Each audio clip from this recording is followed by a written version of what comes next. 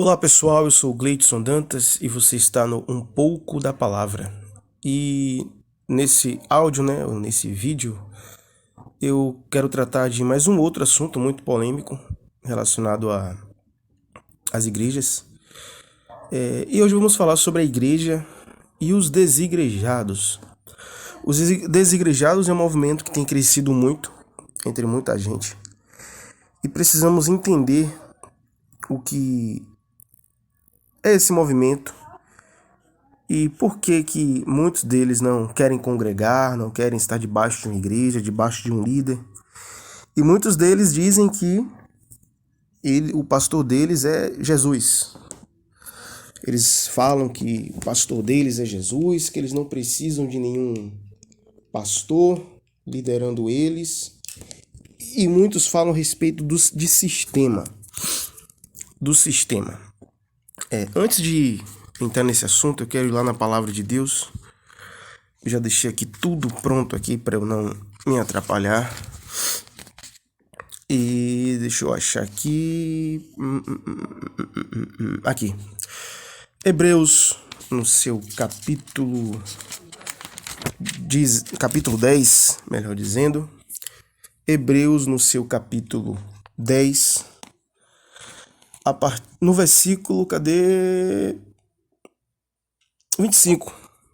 Hebreus 10, versículo 25, que vai dizer assim: Não abandonemos a prática de nos reunir, como é costume de alguns, mas, pelo contrário, animemo-nos uns aos outros, quanto mais vedes que o dia se aproxima. Aqui é um texto que o apóstolo Paulo, todo o contexto, ele está falando sobre a fé, perseverar na fé, a qual Deus nos concedeu. E ele vai chamar a atenção nesse versículo 25. Eu dei uma pausa aqui, que a minha esposa ela me ligou.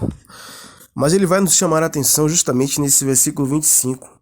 Não abandonemos a prática de nos reunir, como é costume de alguns. Ou seja, já naquela época havia o costume de alguns de não se reunir, de não querer se reunir, como é costume de alguns, mas pelo contrário, animemo-nos uns aos outros, quanto mais vedes que o dia se aproxima. E aí, quando ele fala o dia se aproxima, ele está falando a respeito do final dos tempos, ele está falando a respeito da volta do Senhor Jesus Cristo, apesar de ninguém saber quando Jesus Cristo vai voltar. Mas ele fala para nós nos reunirmos, não nos deixar de reunirmos, e nós devemos animar uns aos outros. Olha, vamos nos reunir, vamos congregar, vamos estar ali congregando. A Bíblia nos manda congregar. A palavra de Deus ela nos manda congregar, estar debaixo de um ministério, debaixo de uma congregação. É que é claro que a congregação que eu estou falando aqui é a reunião dos irmãos, a união dos irmãos. Me perdoe porque eu não estou muito legal, eu passei o final de semana muito ruim, peguei mais outra virose, mas pela misericórdia de Deus, estou melhorando. Então, o que é que acontece? Desde aquele tempo, algumas pessoas já tinham o costume de não querer congregar, de não estar debaixo de uma congregação. É importante falar que todos nós, a união dos irmãos, se torna a igreja.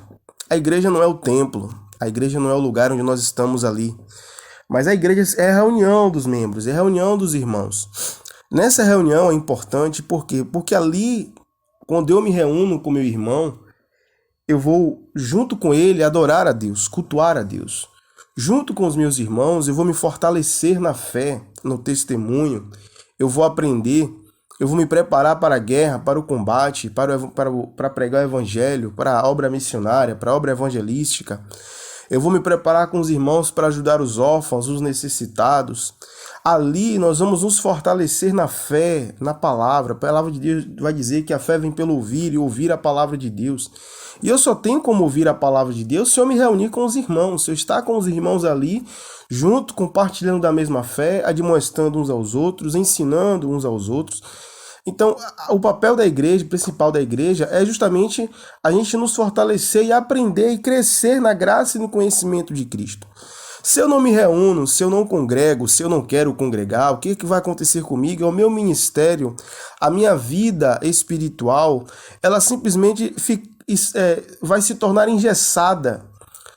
Ou seja, eu vou acabar seguindo os meus próprios conselhos, os meus próprios entendimentos, e a própria palavra de Deus vai dizer que enganoso é o coração do homem.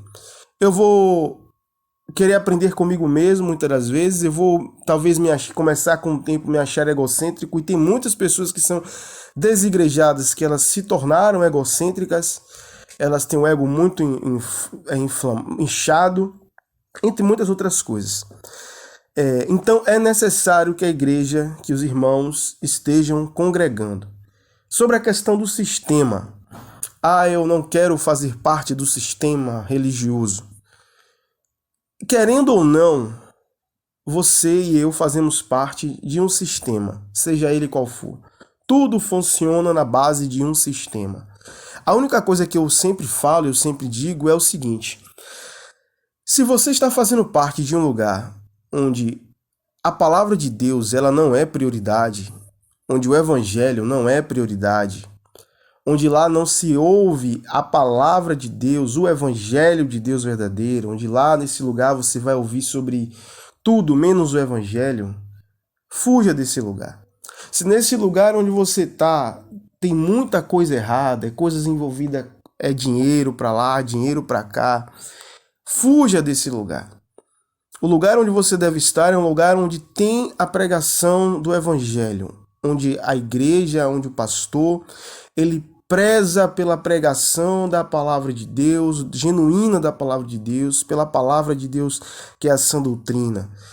Uma igreja que preza por isso, fique. Mas uma igreja que não tem compromisso com isso, é só oba-oba, pula-pula, talvez 15 minutos de palavra, ou 5, às vezes nem tem, né? Ou é só campanha de dinheiro, campanha disso, daquilo outro, para você vencer, para você conseguir isso, para você alcançar outra coisa. Fuja. Fora isso, meu irmão, se a tua igreja fala de palavra, fala de Bíblia, prega o evangelho, ensina o evangelho de fato, pronto, fique. Mas sistema, tudo é um sistema.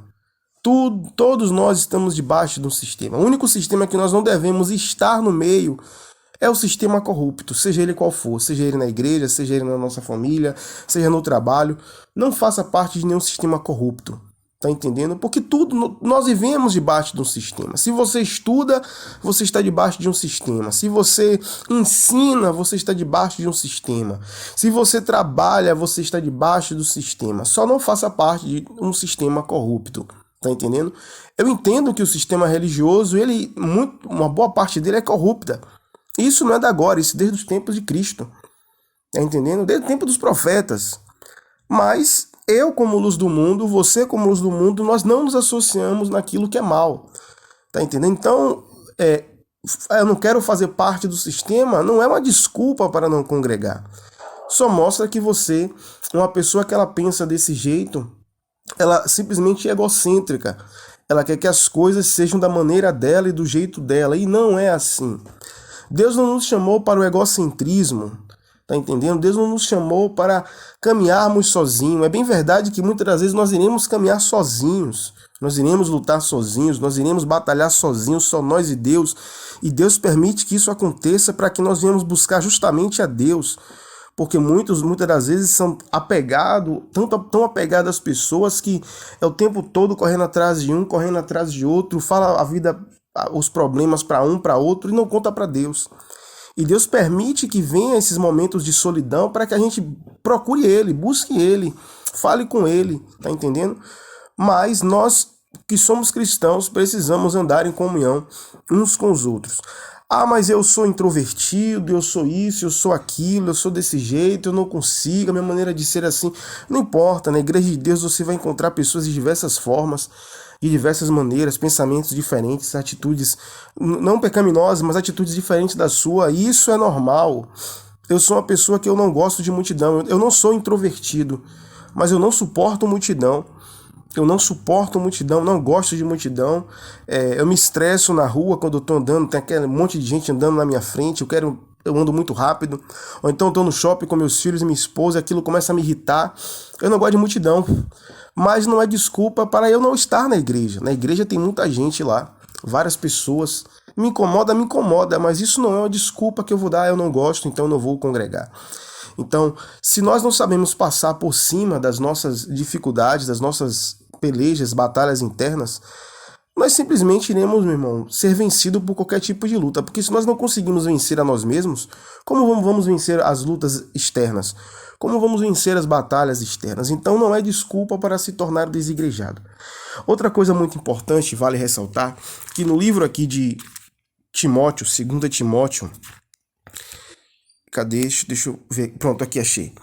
2 Timóteo capítulo 4 vai dizer bem assim: Eu te exorto diante de Deus e de Cristo Jesus, que há de julgar os vivos e os mortos pela sua vinda e pelo seu reino.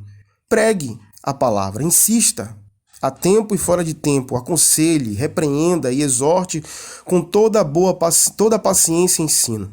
Porque chegará o tempo em que não suportarão a sã doutrina, mas desejando muito ouvir coisas agradáveis, ajuntarão para si mestres segundo os seus próprios desejos. E não só desviarão os ouvidos da verdade, mas se voltarão para as fábulas. Tu, porém, ser equilibrado em tudo, sofre as aflições, faz a obra de um evangelista e cumpre o teu ministério. Então o apóstolo Paulo escreve uma carta a Timóteo, segunda carta a Timóteo, e ele vai falar justamente a respeito de Timóteo continuar ministrando a palavra de Deus, insistindo em pregar a palavra de Deus, em tempo ou em fora de tempo. E ele manda que ele fala, olha, aconselhe Timóteo, repreenda, exorte com toda a paciência e ensino. Tem pessoas que não gostam de ser aconselhadas, tem pessoas que não gostam de ser repreendidas ou ser exortadas. Mas tanto o conselho como a repreensão, como a exortação, ela serve para não nos esmorecer na fé, mas ela serve para nós crescermos na fé em Cristo, crescermos na graça e no conhecimento. O egocentrismo no coração de muitas pessoas não foi vencido ainda. E por não ser vencido, essas pessoas querem que tudo seja do jeito dela, ou seja, quando você vai exortar, quando você vai repreender, elas não aceitam, elas não se agradam, porque elas querem que as coisas sejam do jeito delas, tá entendendo? E não conforme a palavra de Deus.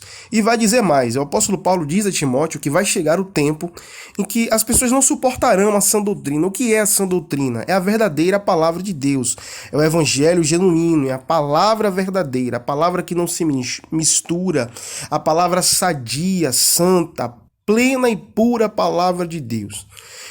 Mas essas pessoas vão desejar ouvir coisas agradáveis e ajuntarão para si mestres, doutores, pastores, segundo seus próprios desejos. Ou seja, essas pessoas não vão querer ouvir a sã doutrina.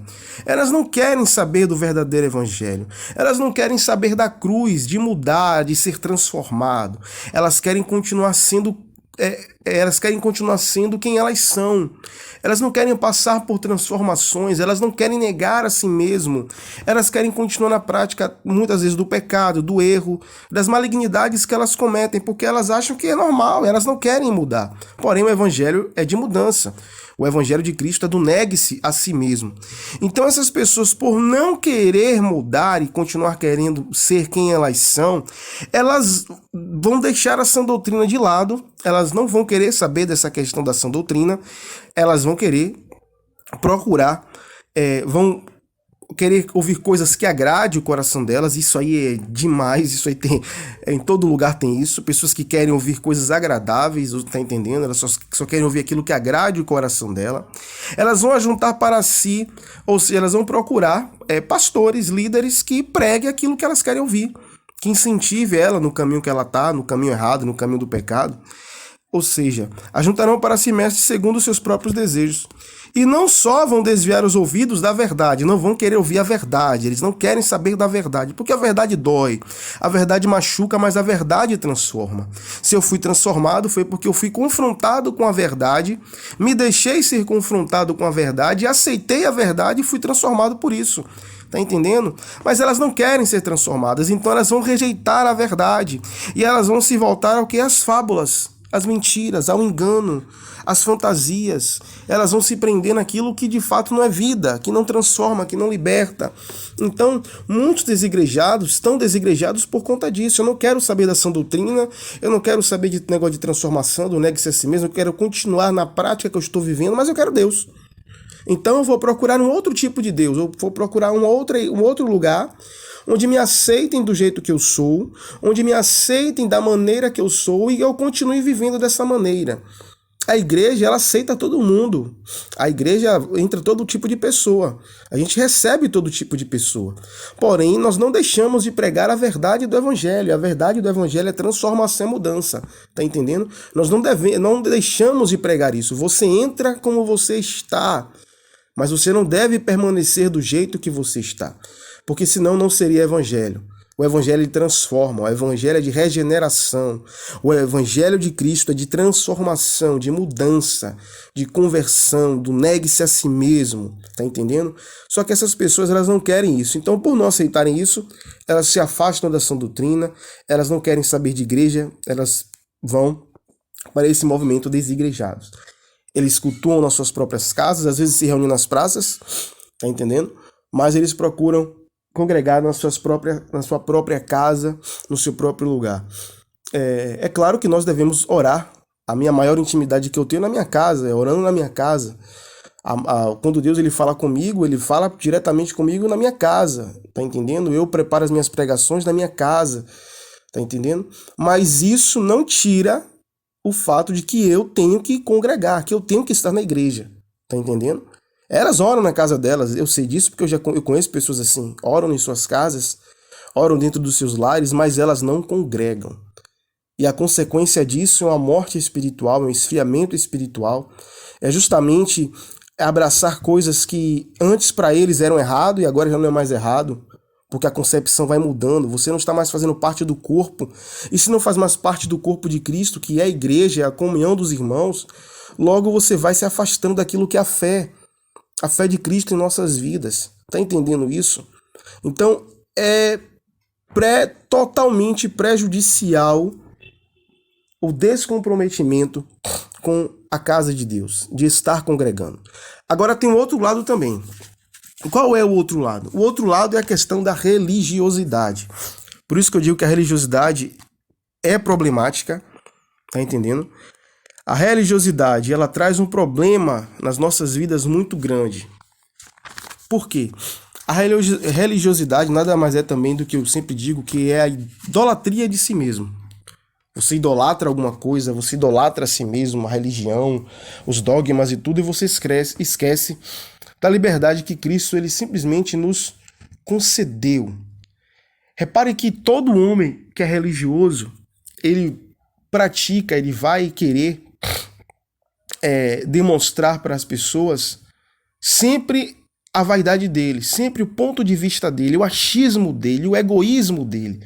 Nunca, de fato, a palavra de Deus. São pregações às vezes sem contexto, onde não tem contexto, onde não tem a verdade da palavra de Deus, mas nada mais do que o seu próprio egoísmo sendo ministrado ali, sendo colocado à disposição, onde ele esquece do sacrifício de Cristo, ele vai se apegar a dogmas, a tradicionalismos, a tradições, tá entendendo? E para a gente entender isso, se eu não me engano, está aqui em Mateus, no seu capítulo 23, que vai dizer assim, ó. Então Jesus falou às multidões e aos seus discípulos, os escribas e fariseus se assentam na cadeira de Moisés. Portanto, fazei e guardai tudo o que eles vos disserem. Mas não lhes imiteis as obras, pois não praticam o que dizem. Ou seja, todo religioso, ele manda fazer algo, ele diz para você fazer algo, olha, você tem que caminhar desse jeito para agradar a Deus, mas ele mesmo não pratica. Eles atam fardos pesados e difíceis de carregar, e os colocam sobre os ombros dos homens, mas eles mesmos nem com o dedo querem movê-lo. Praticam todas as suas obras para serem vistos pelos homens. Alargam seus filactérios, aumentam as franjas de seus mantos. Gostam dos primeiros lugares nos banquetes, dos primeiros assentos nas sinagogas, de serem cumprimentados em público e chamados mestre pelos homens, ou rabi pelos homens. Vós, porém, não querais ser chamados mestre, porque eu só é vosso mestre, e todos vós sois irmãos. Ou seja, o religioso ele quer chamar a atenção para si. Ele sempre vai chamar a atenção para si, vai impor fardos pesados. Não, olha, para você servir a Deus, para você estar aqui na igreja, você tem que andar desse jeito, dessa maneira, você tem que deixar seu cabelo desse jeito, dessa maneira, você precisa andar com esse tipo de tênis, esse sapato, esse tênis não presta, tem que ser esse outro modelo de tênis, você tem que cortar o cabelo em uma proporção tal, porque aí vai agradar a Deus, tá entendendo? Ou seja, você tem que cumprir vários ritos, você tem que andar conforme dogmas de homens, tradicionalismos, entre tantas outras coisas. E muitas pessoas que não têm ainda a compreensão do evangelho, e aí eu estou falando de pessoas que começaram a jornada na igreja agora, novos convertidos, por assim dizer. E o que acontece? Quando eu me deparo com essa realidade, poxa, eu sempre digo, servir a Cristo é muito simples, gente. Servir a Cristo não tem complicação, não. Servir a Deus é tão fácil, tão simples. Nós é que dificultamos o caminho, nós é que colocamos tanta barreira no caminho. E aí eu lembro lá dos tempos de Israel, onde tinha tanta lei que o povo tinha que cumprir. O povo tinha que cumprir meio mundo de lei, meio mundo de dogmas, meio mundo de ritos. E naquele tempo tinha que ser assim, mas no tempo de Cristo, não mais. Cristo nos libertou de tudo isso, mas nós nos voltamos para isso de novo. Colocamos dificuldade para as pessoas servir a Deus, colocando coisas pesadas, cargos pesados nas pessoas. Então, uma pessoa que ela não tem a compreensão ainda do Evangelho, da Bíblia, quando ela olhar para isso, quando ela encontra dificuldades nesse sentido, o que é que ela faz? Ela cai fora. E quando ela cai fora, quem é que vai abraçar ela? É justamente aquele que já tem uma ideia formada na questão dos desigrejados, aquele que tem uma ideia formada já em outros conceitos, pessoas que até são envolvidas em seitas, e vai dizer, não, venha para cá, que aqui você pode fazer isso, aqui não tem essas questões burocráticas, não, venha para cá. E aí perdemos um membro, perdemos um cristão e levamos ele para outro caminho, por conta dos nossos erros, por conta dos dogmas, por conta do tradicionalismo, por conta da religiosidade. Tá entendendo? Então uma parte dos desigrejados são desigrejados hoje justamente por causa disso. Porque em vez de mostrarmos a cruz, em vez de mostrarmos Cristo para ela, nós colocamos dificuldade, nós colocamos barreiras e barreiras e barreiras e barreiras e barreiras, em vez de ensinar o genuíno evangelho. Tá entendendo? Servir a Cristo é fácil. Servir a Cristo tem luta? Tem. Tem dificuldade? Tem. Mas é simples servir a Cristo, gente. É muito simples. Nós é que colocamos a barreira. Então, a parte dos desigrejados está lá por conta da própria igreja, por conta da sua religiosidade, por não querer abandonar tais práticas para seguir de fato aquilo que a Bíblia ensina. Tá entendendo? Jamais, e não estou aqui defendendo nenhum desigrejado, não gosto desse tipo de coisa, abomino essa causa dos desigrejados, porque não é bíblica. Tá entendendo? Mas eu também entendo que uma parte deles é por conta de erros nossos.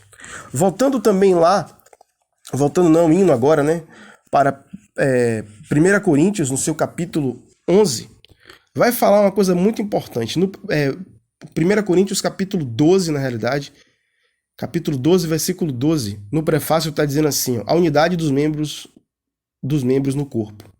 Porque assim como o corpo é uma só unidade e tem muitos membros, e todos os membros do corpo, ainda que muitos, formam um só corpo, assim também acontece com relação a Cristo. Pois todos fomos batizados por um só Espírito para ser um só corpo, quer judeu, quer grego, quer escravos, quer livres. E a todos nós foi dado beber de um só Espírito. Porque também o corpo não é constituído de um só membro. Olha que coisa importante aqui, viu?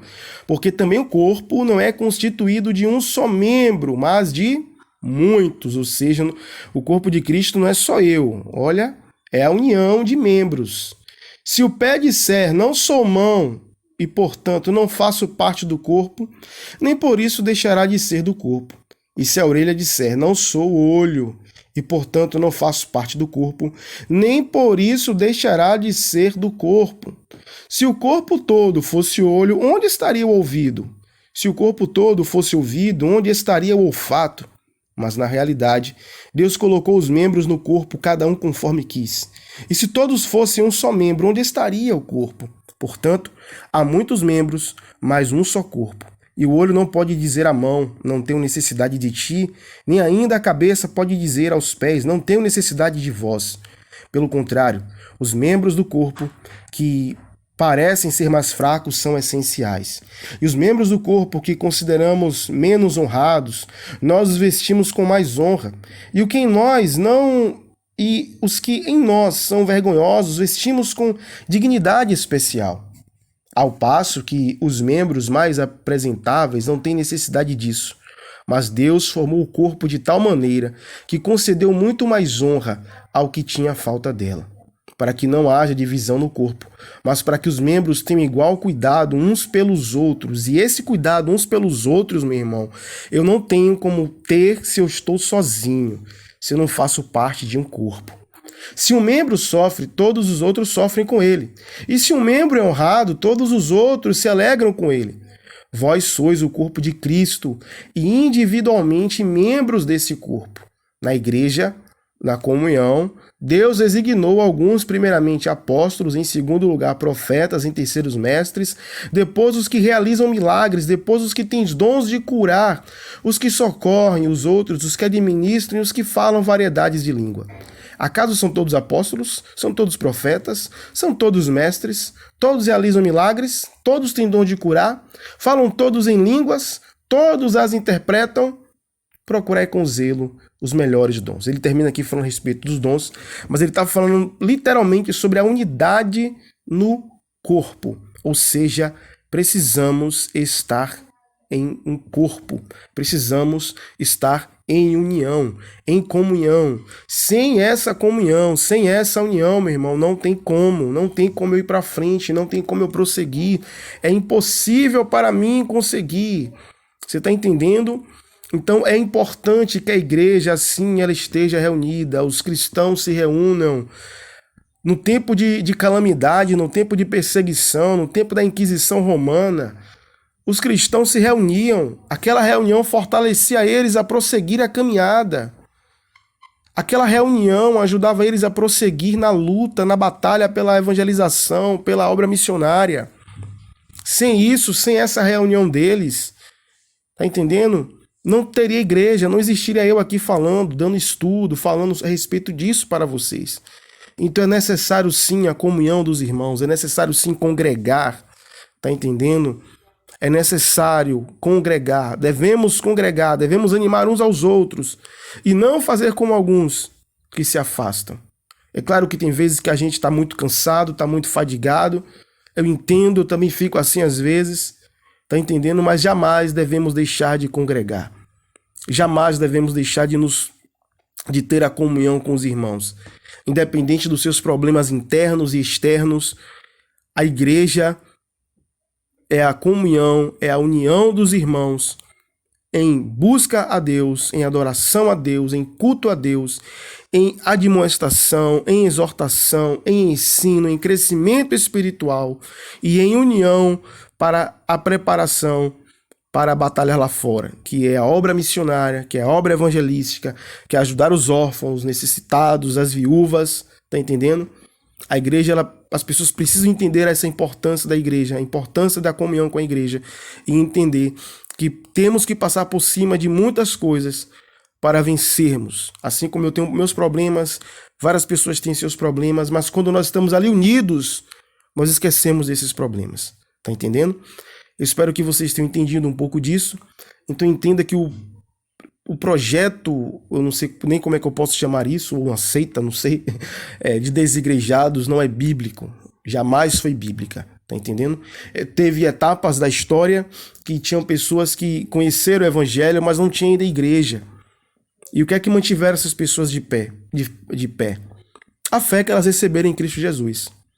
A fé que elas receberam em Cristo Jesus. Mas instituindo-se a comunhão dos irmãos, a igreja, instituindo-se um lugar onde se reúne para se congregar, onde se você tem um líder ali, onde você tem os doutores que te ensinam, você deve fazer parte desta comunhão, você deve fazer parte desta união. Amém? Que Deus abençoe a todos vocês, em nome de Jesus.